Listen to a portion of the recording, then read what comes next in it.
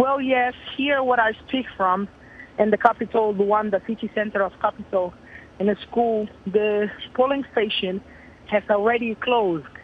So now it's the time where internal arrangements are going to be made.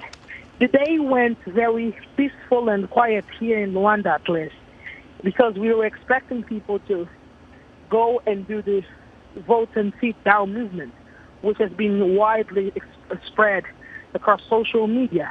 However, from the polling stations that we've been to this morning and in the afternoon here in Luanda, we didn't see much people joining this movement. So people are actually voting and going home. And it feels like a very normal day here in Luanda. People just went to vote and then just, went home and got off, just go on with their lives, going to work or and the other commitments. So it seems like a very peaceful and normal day here where we are. Israel, it's been said this is a vote for the youth of Angola, that there's so many of them that came out to vote. What do the youth of Angola want to see in this election? Yes, today during during the time that we're going to visit the polling stations, we spoke to a lot of young people. And they are telling us that this election means hope to them. It means that something can be changed in the Angolan's reality. And they are very happy and optimistic about the fact that they can be part of changing the Angola history course. They have been telling us that education, access to education, access to a better healthcare system are very key elements to them. Unemployment is very high here.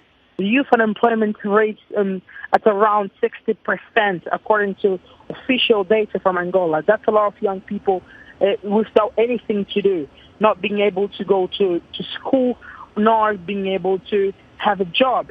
And that's one of the biggest concerns for the Angolan youth as well.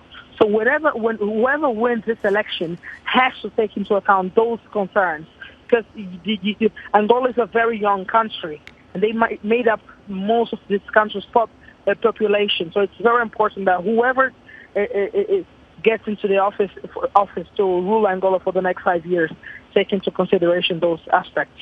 And quickly, Israel, when does Angola expect the final results? Well, that's another very tricky question, and that's the question everyone's been asking here in Luanda, in Angola, because we don't know. That's the answer. The law says that the National Electoral Commission has up to 15 days to announce the final results. Well, that's a very, very long time for many people here. We don't know. In the past elections, they have been announced in 3 to 5 days around those period of time. But now we don't know. It's very uncertain.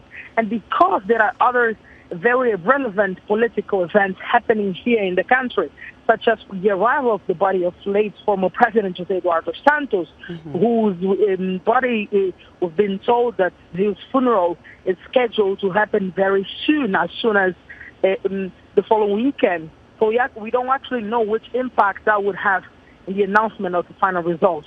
So that's the question we have all been looking to get an answer to. In a few minutes, the National Electoral Commission is going to hold a press conference just to brief the journalists on how this process went, and we'll be there to bring up with more updates. Israel, many thanks. Thank you so much for your reporting. Israel Campos is an Angolan journalist.